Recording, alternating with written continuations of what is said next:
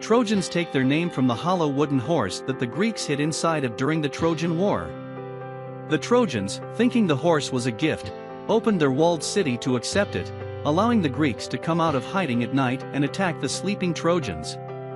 A Trojan virus is a type of malicious code or software that looks legitimate, but when opened can take control of your computer or network.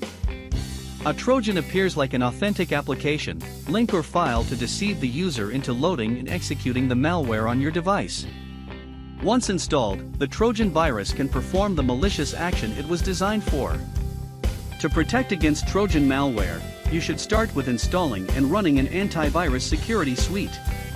Run periodic diagnostic scans, update your operating system's software frequently. It's also smart to check for updates on other software that you use on your system as well.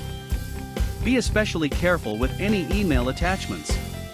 To stay safe, scan email attachments before you open them, and don't open unless you're confident it comes from a legitimate source.